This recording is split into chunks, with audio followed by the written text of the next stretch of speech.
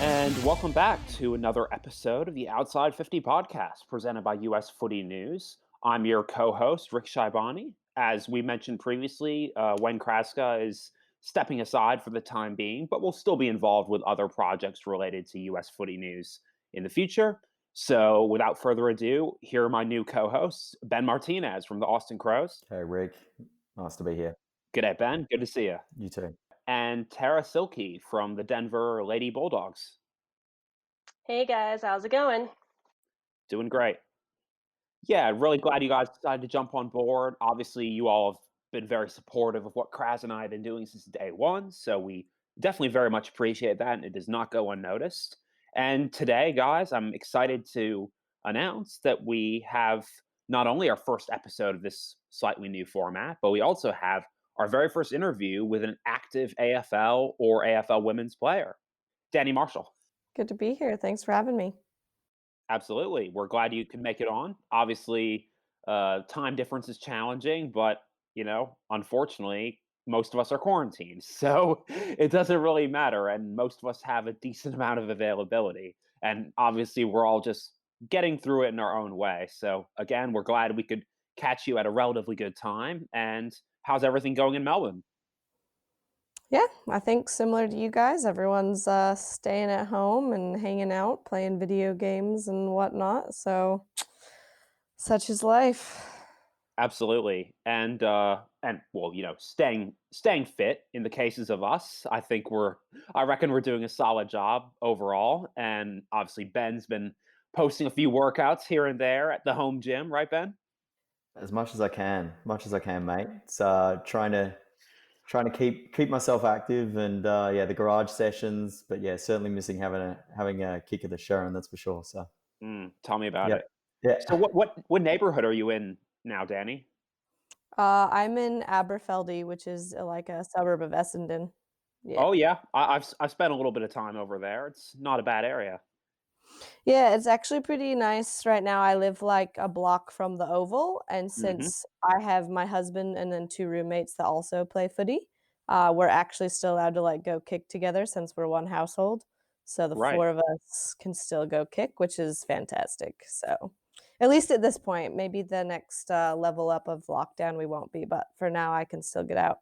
Right. I mean, I'm a glass half full guy when it comes to that. I honestly think that the light at the end of the tunnel is closer than anyone really wants to admit. But yeah, exactly. Fingers crossed. So I think, as long as we control what we can control, like fitness wise, everything else will kind of fall into place once it does get back to normal. So Danny, you have a bunch of challenges that I've seen you do online. What has been your favorite footy challenge so far that you accomplished? Oh man. I don't know. I liked the one just with like the basket and doing right foot and left foot into the basket just because like, you do a lot of kicking. When you're kicking to a target, they can move, and then when you try to go to, like, the smaller target, you realize, like, how far off you actually are from what you're trying to hit most of the time, so you're like, "Oh, alright, I can probably, get my target zone down a little bit," so probably that one. Yeah, I always say that, the shortest kicks are often the trickiest to pull off because, you kind of have to rethink your instincts. You might want to bomb it long, but then you're just like, oh, yeah, they're right there. So Mhm. it definitely pays to always have those on target each time. Speaking of kicks, there, Danny. So just wanted to just get your insight into your first game there against St Kilda. I watched it, and I admired that game, what you've achieved, and was able to watch that game. And Blackburn's kicked the ball deep into the pocket there. What's going through your mind there as you're seeing that ball come in? And I know you've got that soccer background, so just what's going in when you took that shot on goal? Walk us and the listeners through that. Yeah, so, obviously, first game, like, just super excited to get out on the field, start on the bench, just kinda, you know, watching everyone get into it, finally get kinda put on, been running around, just kinda following play, not really getting involved too much, but, and then all of a sudden, it just starts streaking forward, and, you've got Ellie and she's a big kick. Some people aren't going to make that distance, but Ellie definitely can. So I'm like, well, I better get there. So I'm just like, all right, let's go. And then when it hit the ground, I think there was a little bit of like, do I just soccer this or do I try to collect it? Like, what should I do? And because I'm not super confident picking the ball up off the ground still, that's still one of my like, oh crap moments. Like I have to do this. So I think I was more proud of the gather than I was of the actual kick. Um, so gathered and had a kick left-footed. So there you go, goal. Oh yeah, that's as a forward pocket, I can definitely relate to that anxiety because my banana kicks are decent these days, but and I'm not even from a soccer background, but the tendency to just be like, oh, I'll just boot it through. You never really know how the ball will bounce, so it's always kind of like, I can't miss an easy one, but I can't have a terrible looking goal either. So yeah, whatever gets it done.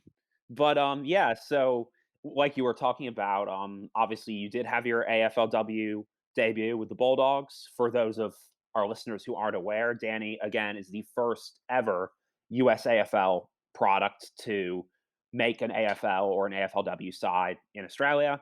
And obviously that's very groundbreaking. And I personally, when I was in Melbourne last year, got a chance to see Dani perform a couple times. That was with the VFLW side before she officially signed her contract. But yeah, it's safe to say we've all been pulling for her and barracking for her the whole way. And it's definitely great to have that historic first out of the way. So now when the next American crashes the party, it won't be that rare. So there you go.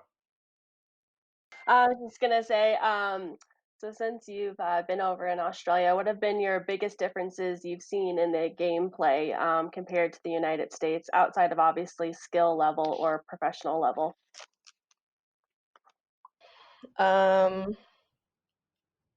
I mean, those are definitely two of the bigger differences. Obviously, everyone in Australia has been playing for a lot longer, so they've been able to kick the ball that shape for longer. I think one of the biggest things for me,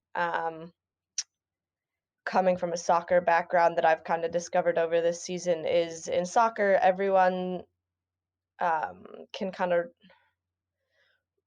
like cover for people in the same way or play positions the same way. Like if um,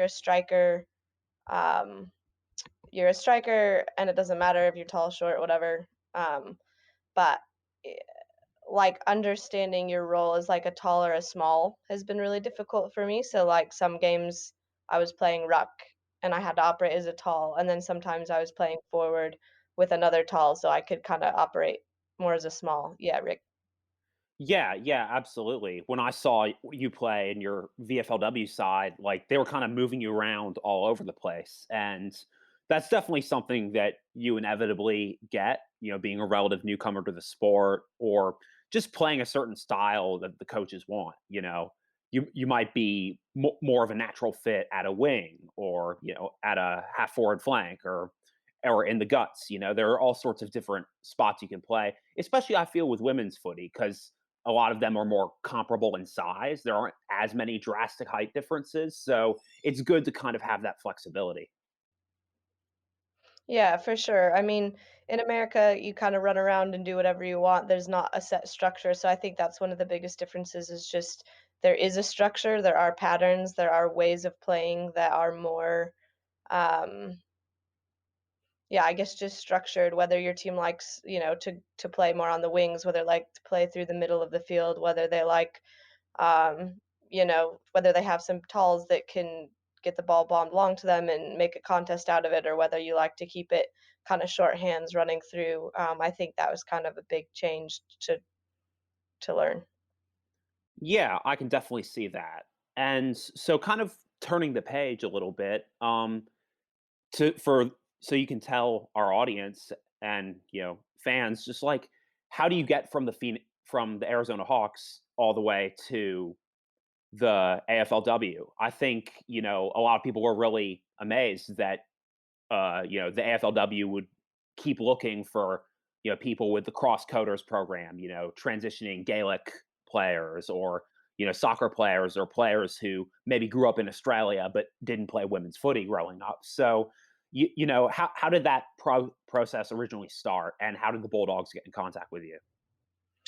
Yeah, so I was just playing a game in LA actually, and we were combined with the Bulldogs. So Sarah Roner came out, and James Waddell was there. And basically, what happened was, um, yeah, there was one of James Waddell's friends was from Australia. He was there, and Sarah had talked to him about wanting to go over, and he watched the game. And then afterwards, he was like, "Well, if you want to come over, you should get that tall girl that was running around everywhere to come over also." So she kind of got in touch with me. We funded our own trip in May of 2019, sorry. Funded our trip in May of 2019, and the guy Cam Richardson, he had worked for the Bulldogs, has been a lifelong Bulldog supporter, had friends that still work there, and managed to get us both a trial with the VFL squad. So, we came out there and had a crack. Yeah, I actually had a chance to meet Cam when I was down in Melbourne last year, and he's a great bloke, and I knew from the second I talked to him because I actually the full story Valerie Barbara Axtell from Seattle, she just arrived in town. She wanted to to say hi because she knew I was in Melbourne as well, and I was like, yeah, let's meet up and do something. And as it turned out, Dani was playing in the VFLW side that weekend. And Val was like, "Oh, we got to see Dani. We got to see Dani." And I'm like, "Oh, sweet. Awesome." Because I had heard of Dani, obviously, by that point, but I don't think we'd ever actually met in person. So, yeah, when Val was like, "Oh, Dani's playing," I'm like, "Oh, awesome. We got to support." And so we met up with Cam and we arranged just because Val had just arrived. She was still, she still hadn't nailed down a full-time place to live. So she was just figuring things out as she went. So basically, we met up with Cam, and he told us that Dani was playing, and one thing led to another, and we all went down to Whitten Oval to have a crack at it, and it was a really fun game to watch. Yeah, so from there, basically, I think my background in soccer and just the high level of training that I've done my whole life kind of filled in the gaps. Like they could tell that I was someone that competed really hard, had a high level of athleticism, and was able to learn, just asking questions, taking things in, and whatever. But what a lot of people don't see is they kind of see, oh, she went over just really quick, got a contract, easy. But basically from when Cam had said, "Hey, I think you guys should come over to have a crack," I started going to the gym 3 or 4 days a week. I started a running program put together by my cross country coach. I started doing kick builders. I started working on my kick so that when I did get there, there wouldn't be anything that they would say "Oh, we have to get her in shape," or "Oh, we have to teach her from scratch how to kick," or "Oh, we have to do whatever," just so that there wouldn't be any other excuses besides she just hasn't played long enough. Yeah, absolutely. I mean, I can personally attest to that as well to some extent. There are so many unknowns just as a Yank who's trying to break into an 100% Aussie side. There's obviously a lot of obstacles, and a lot of them are mental obstacles where you just have to convince yourself that you belong there with them. And obviously, the skill level is so much higher than you're used to, and the fitness levels are too. So, yeah, it's all about getting those extra reps and that one extra day at the gym every week. And I mean, you're basically a full-time athlete, so you got to do what you got to do. Yep, sure. Yeah. So again, kind of moving on to a slightly different topic. How are your VFLW coaches, and how did they best break you into the side and help you develop some more team chemistry with girls who've been doing it together for longer? Yeah, because they started preseason back in December basically. So they'd had December, January, February, March, April all together. To their credit, the girls were really welcoming, really open. Potentially you're going to be taking one of their spots. So that's always like a hard thing when you're coming into a team. But the coaches, it's actually really funny. The head coach of the VFL team didn't even know I was coming to practice that night. It was just kind of showed up and there were these two girls. He was like, "Okay, here we go." But yeah, no, the girls were all really welcoming, which was easy. And then I ended up getting in the forward line with a coach named Rowena Young, and she used to play, and she actually has like the VFL like goal kicking award is named after her and stuff. So it was really helpful to have her just with her experience to be able to kind of coach me through some of the stuff. And then yeah, just honestly the best teachers to play, so they just threw me in and we played. So I think they, just that trust that they had in me really spoke volumes to, can I play at this level? If they think I can, then let's go ahead and try it. Yeah, having that extra support and extra confidence, it's a good feeling knowing that your coach or your assistant coach or whoever has faith in you because, it ups the ante a little bit. It's more pressure, but obviously it's a great feeling and gives you more motivation to not let them down. And that goes for any level of footy. Absolutely. Being the first woman out there, Dani, what advice would you give other women that are up and coming and wanting to get into the AFLW? What would be the biggest thing you could tell them? Everyone knows you have to have skills. Everyone knows you have to be fit. That's kind of the givens when it comes to sport. But a lot of it is about attitude, about being coachable, about being teachable. There's definitely been Australians and Americans that have been shut down from certain teams because of their attitude, and I think that's probably one of the biggest limiting factors here. Is like, um, is just is just being that person that the coach wants on their team because you're flexible, because you're teachable, because you can, adapt to what the team needs and how the team's game style is. That you don't come in, Australians, they come from one team that does this and they can't transition away. Like that's going to hurt them just as much as it'll hurt an American that, doesn't want to learn how to kick it differently just because, they think it's a difficult thing to do. So I think your attitude and being willing to maybe sit your time on the bench for a season and learn in the VFLW and stuff like that. Like that's going to go a long way with them um, seeing you as, you know, a real valuable contribution to the team. That's a great answer and a great question on that. And on a slightly different topic again, when it comes to media, how's that been? Kind of being under the spotlight. Obviously, when you had your first goal from your first kick, everyone was thinking, "Oh, Mason Cox did that at the Anzac Day game," and I think it was 2015, something like that, 2016 maybe. But yeah. I mean, obviously, it's definitely a little bit of deja vu. So what's it been like in terms of getting used to media attention and getting interviewed all the time?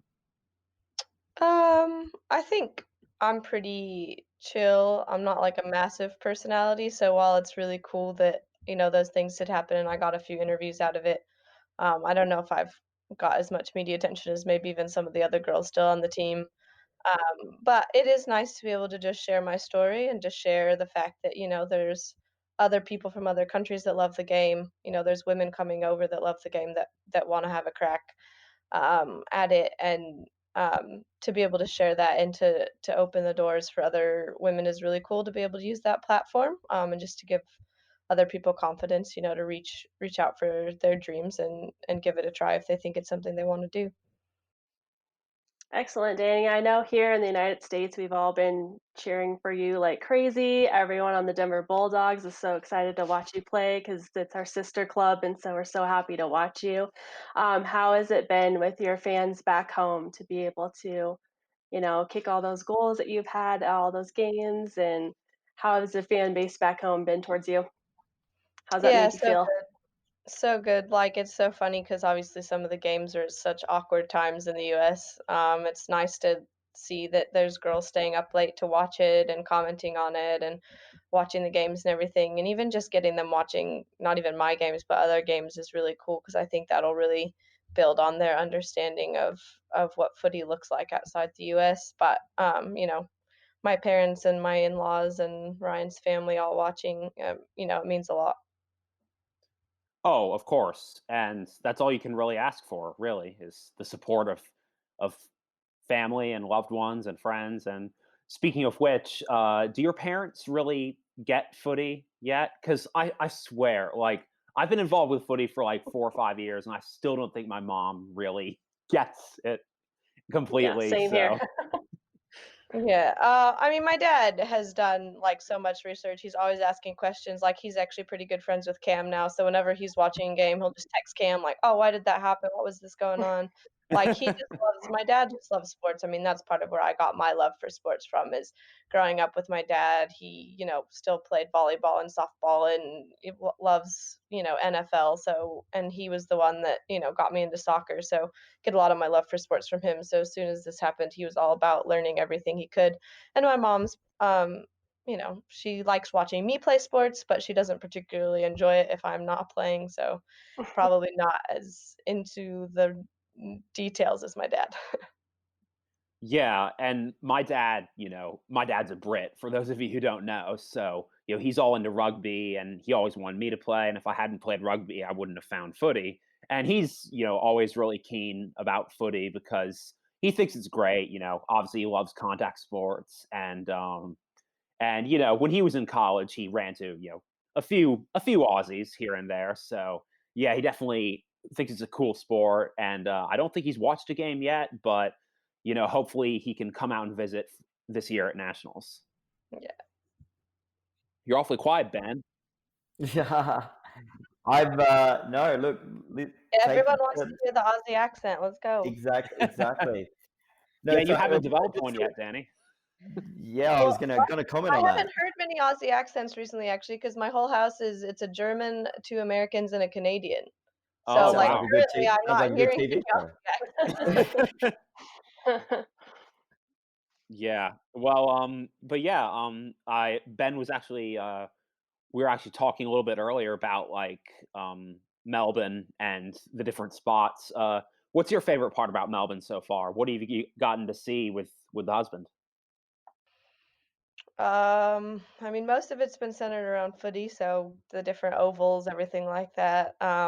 Every oval is really funny because everyone's like, "Oh, the Witten's crazy because it's so windy," and then you go to Williamstown, and they're like, "Oh, it's so windy," and then you go to Windy Hill, and it's so windy, and you're like, Yeah, "Is there actually any oval that's not windy? Like, what are we talking they're all about windy. here?" But so I mean, obviously, just being able to be in a place that has ovals in every suburb is amazing. So that's kind of my favorite part. Is like, "Ooh, look, there's one over there and one over there." But um, I really like the Carlton area actually. Is really cool around Princess Park and just everything that's over there, and kind of it's a little bit older. It's kind of my style, but I also went to like the Healesville Animal Sanctuary, which was super cool. So all the koalas and the kangaroos everywhere, and we got to see the platypus and everything. So just the in Australia, they're probably like, "Oh, that's really boring," but for me, I'm like, "Oh my gosh, never seen these things before. This is so cool." So yeah, just nothing too far away yet. Was really busy, and then now we're quarantined, so hopefully, we'll get out and we'll see a little more of the peninsula and maybe see the penguins on the island and fun stuff like that. So Oh yeah, Mornington Peninsula is definitely worth it, preferably during wine season. So mm, yeah, definitely gonna have to twist the husband's arm there and take him down there one of these days. sounds good. So, Danny, just to go a little bit further than that, you said there you're a fan of Carlton. What's your favorite go-to restaurants there on Lygon Street? I used to frequent there quite a bit back in the Yeah, day. there's like two obviously Italian places that are there. Oh, what is its name? Cam takes me there all the time, and then we go to like, is it Brunetti's that's like across the street with like all the like cakes and chocolate and Yes, I was everything. going to ask you that. I was So going to whatever ask you if the you've gone Italian into that. place is that's directly across the street from that, that's where we go. Um, oh, it starts with a T, but I can't remember. Oh, yeah, no, not coming back. Cam That's always okay. drives, so I don't have to look it up or anything like that. Um, yeah, it's been good. I definitely don't barrack for Carlton, but do love the area. Well, that's good to know. What about the hook turns, Danny? You a fan of the hook turns? Or do you? No, not even people in Melbourne understand the hook turns. So Yeah, they're pretty They're pretty crazy. I had to like draw it out on a piece of paper just to like understand what was happening. I haven't had to drive through one yet. Like I avoid them if I can. And normally when I go into the city, I take a tram anyways because we're right by Essendon Station, so we just like take one in. But I think I think if I accidentally got into that lane, I had to do it, I could probably pull it off. But Yeah. I whoever's idea it was I don't know what they were thinking. So like even the people in Melbourne are like, why do we have these? So Oh, Right. exactly. No, the people in Melbourne don't understand what I mean, I didn't. It took me a long time to even know what on earth to do. So yeah, you're not alone there. Don't worry. yeah. Going back to footy for a little bit, what would you say, Dani, has been like the biggest thing you've had to unlearn? Because obviously, playing in the US, oh, you can learn the fundamentals pretty easily, but as long as you're well coached, of course. But yeah, you can learn the fundamentals pretty easily. You can pick up footy easily, but there are always things that you need to fix or things you need to unlearn. Like Mhm. for me, it was always dropping the ball and having the right hand placement because I kind of learned a bad way to do it, and I got to Melbourne, and people are like, "Wait, what the hell are you doing?" And I'm like, Mm. "Oh yeah, I'm okay. I'll work on that." So yeah, there's always things you can learn or perform better. So what do you think you've had to fix the most? Well, I mean, I worked on my drop a ton before I went over, so they were mostly happy with that. Honestly, the biggest stuff has just been crossover from soccer. Like in soccer, um, if there's more than two people at the ball or like one person defending, that's too many. So the fact that like I have to subconsciously get over the fact that like I need to help in a tackle or I need to help in a pack, or if there's already like four or five people there, it actually might help if I also went over and did something wherein my brain is screaming like stay away, like create space, which sometimes is the Yeah. right answer and then sometimes it isn't. So just figuring out at what times I need to be in the pack helping and then which times creating space is the right option, but like my brain just so does not want to go towards that pack. I I I beg to differ. I think you're getting way more physical at the contest these days, Danny. But yeah, it's always a struggle. Just making sure you're mentally there and you're switched on and you know exactly where you're supposed to be. But hey, I know now you're not too scared to crash the packs and tackle hard. So Yeah, I was watched in one of your games, Danny. One of the commentators was a little shocked because you actually got the rebound of your own ball, and I guess they hadn't seen that before.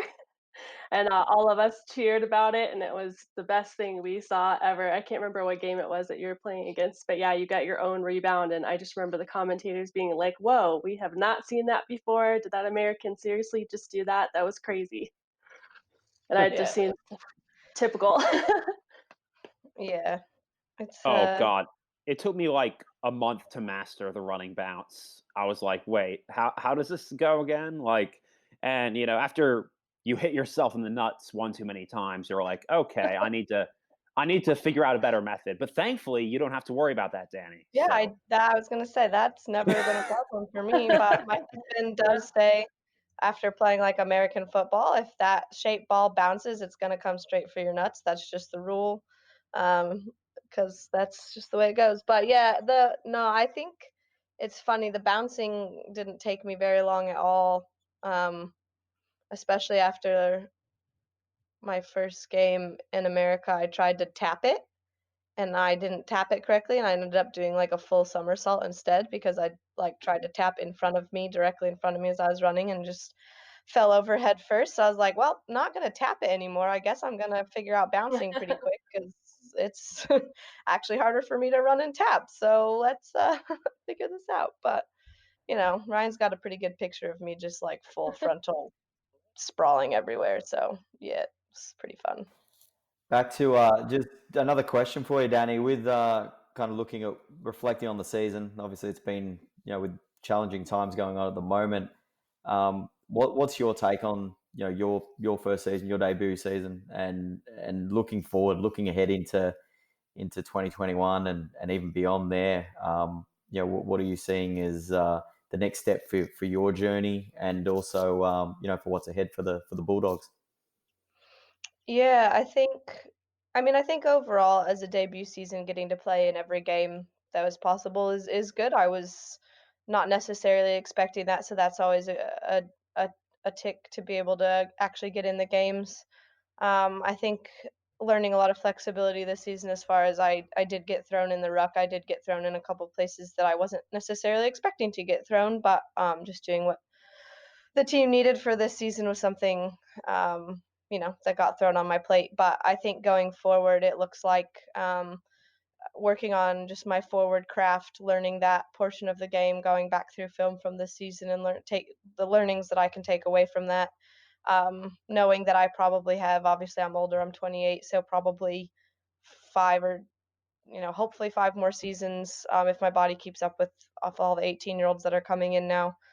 So just, rehabbing correctly, keeping my body up there, keeping my mind sharp, and using those tools to stay in the game as long as possible, are kind of my big goals at the moment. And then obviously this season I didn't feel quite as comfortable, maybe getting into some girls like, hey, this needs to be better, like you need to work on this, like, and stuff, just because I'm new, I'm American, like what do I really know about the game? But I think after this season, um, just being a little bit more, I guess, mature as far as like in age and just understanding of what it takes to be an elite athlete.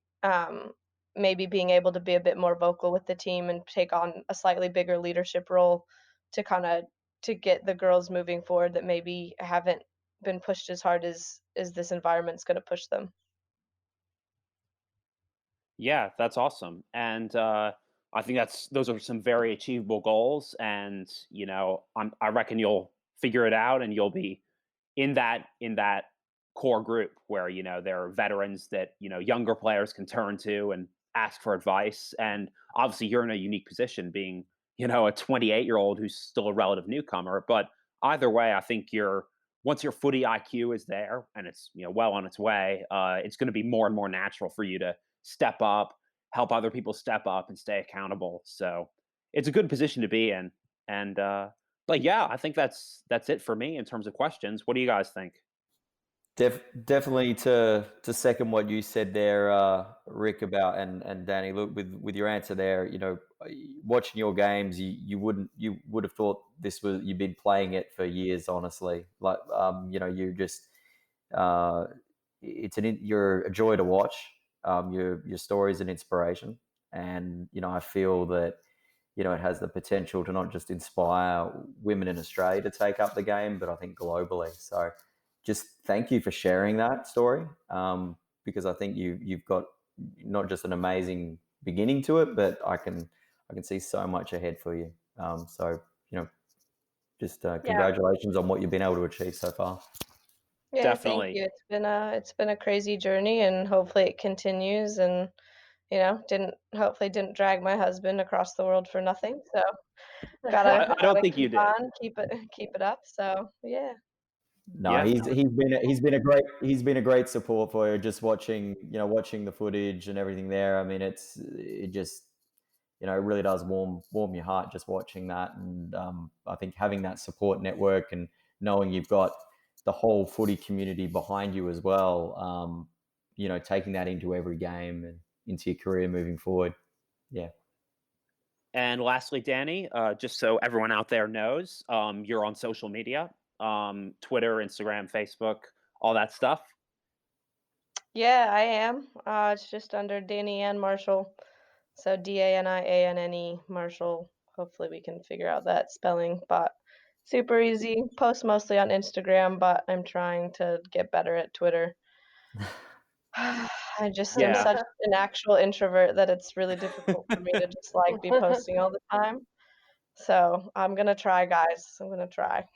Well, hey, as I always say, it doesn't matter if you're introverted in footy as long as you're physical on the field. So there There you you go. go. Exactly. All right. Thanks. Best of luck, You're Danny. awesome. Yeah, thank you, Dani, again Thank you so so much much, for Danny. joining us. You're awesome, and we love you. And biggest fans over here, Dani. Keep doing what you're doing. Thanks, guys. Love you too. It's nice to have the support, and yeah, hopefully, we can chat again in a year when there's been hopefully a full season and see how things are going. Great. There we Sounds go. good. Looking forward to it. All the best, Dani. All right. Thank Take you. care.